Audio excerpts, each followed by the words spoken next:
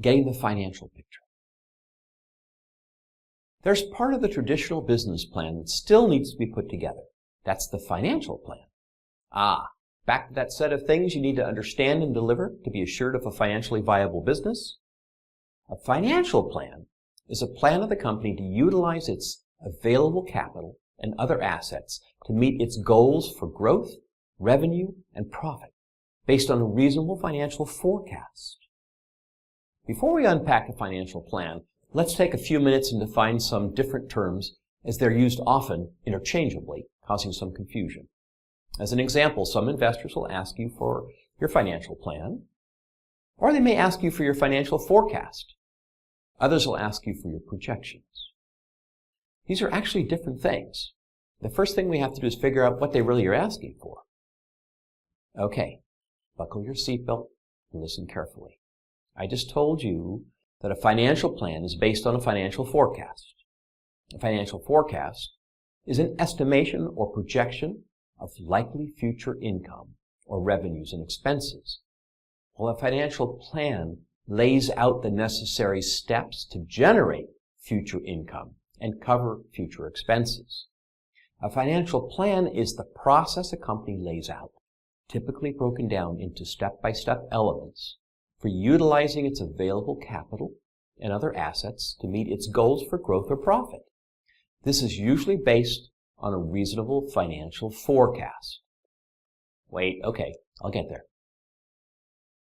A financial plan can be looked at as what a company plans to do with income or revenue received.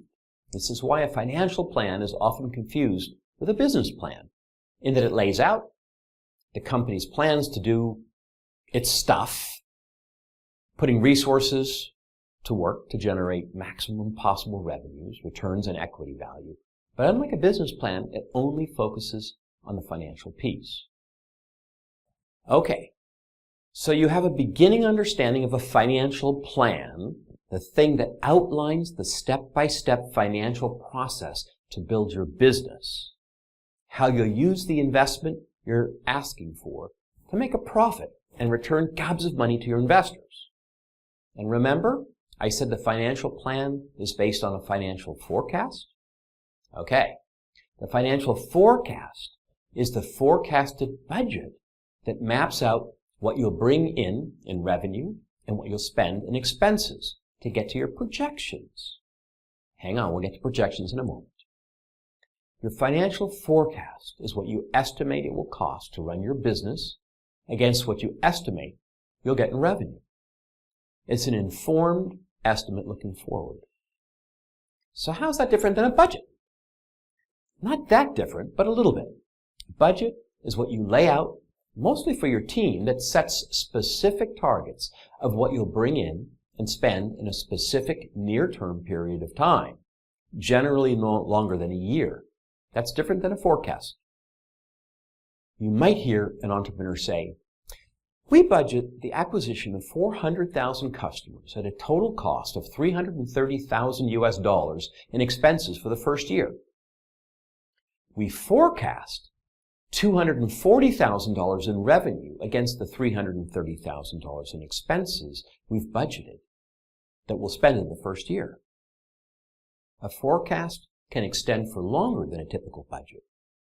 Our forecast is to add another 700,000 paying customers over the next 18 months at an average revenue of $7 per user per month, with total expenses of $640,000 for a profit of $40,000 in year 2. Based on that forecast, you can construct a financial plan of how you're going to get there and manage what's called working capital and cash flow. Yikes. Stay with me. So, we need $750,000 in capital to get to break even, spending $640,000 in marketing expense and $90,000 in overhead with a cushion of $20,000 for unexpected expenses. That means we have to have available working capital, the money we have to spend, of at least $750,000 to meet our first 2 years of cash flow requirements. What will go out in cash to grow our business, to get to break even? Are you with me? Beyond projections and talking to investors, financial forecasting is critical for business's success.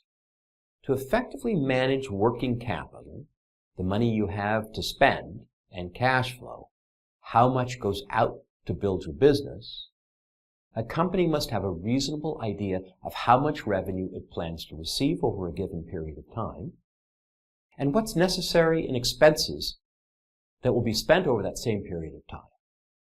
As I mentioned, and we'll work you through in a little bit, forecasting is not only an estimate.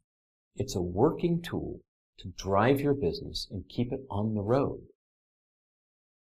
Let's park that for a minute and get one other term on the table before we go forward, and that's financial projections, sometimes just called projection.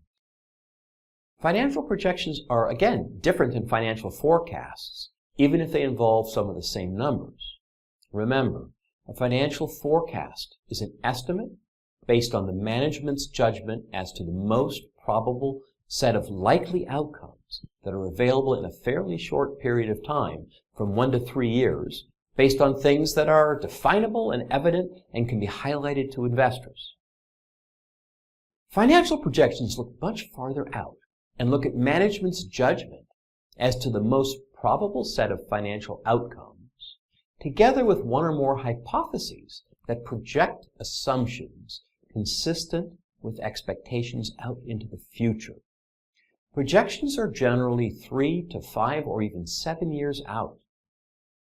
We project that we'll capture 7% of the market with 5 million customers paying an average of $5 per month over 5 years. We project that this will yield a 40% gross margin with a 7% net profit of $6,400,000 in year 5 based on our forecasts. It's important that you get and understand the term I just discussed so we can both be conversant with investors and you can understand the key financial elements of your business. We're going to spend some more time working through finances, beginning with unit economics, which we haven't talked about yet, in the next video. But first, I suggest you watch what we've discussed so far again and do the exercises that are part of this unit so you can get this down before proceeding.